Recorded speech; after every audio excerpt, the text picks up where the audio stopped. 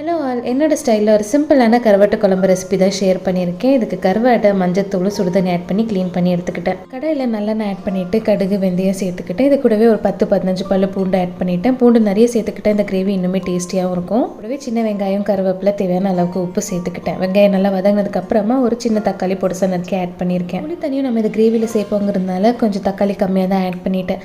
தக்காளி சாஃப்ட் ஆனதுக்கப்புறமா குழம்பு மிளகாய்த்தூள், மஞ்சள் தூள், மல்லித்தூள், மிளகாய்த்தூள் தேவைக்கேற்ப சேர்த்துக்கிட்டேன். கொஞ்சமாக தண்ணி ஆட் பண்ணி வதக்கணும்னா நம்ம சேர்த்துருக்கிற பொடி வகைகளோட பச்சை வாடை இல்லாமல் நல்லா குக்காக இருக்கும். இப்போ எண்ணெய் பிரிஞ்சதுக்கு அப்புறமா புளிச்சாரம் இதில் ஆட் பண்ணிட்டேன். அந்த கிரேவிக்கு தேவையான அளவுக்கு தண்ணி ஆட் பண்ணிட்டேன். நல்லா எண்ணெய் பிரிஞ்சு கிரேவி நல்லா கொதிக்கும் போது க்ளீன் பண்ணி வச்சிருக்கிற கருவாடும் இதில் ஆட் பண்ணிட்டேன். கருவாடு சேர்த்து ஒரு 5 மினிட்ஸ்க்குள்ளேயே ஒரு கொதி வரும்போது லாஸ்ட்டாக கொஞ்சமாக கருவேப்பிலை சேர்த்து இறக்கிட்டேன். இந்த கிரேவிக்கு வெறும்னே அப்பளம் பொரிச்சாலுமே செம்மையாக இருக்கும். பட் எனக்கு ஆம்லெட் ஊற்றி சாப்பிட்டா இன்னும் ரொம்ப பிடிக்கும். மோஸ்ட் ஆஃப் தி பீப்புளுக்கு இந்த ரெசிபி தெரியும், பட் பிகினர்ஸ்க்கு ரொம்ப யூஸ்ஃபுல்லாக இருக்கும். கண்டிப்பாக ட்ரை பண்ணி பாருங்கள். ரெசிபி பிடிச்சிருந்தா ஒரு லைக் கொடுங்க. அடுத்த வீடியோவில் பார்க்கலாம். பாய்.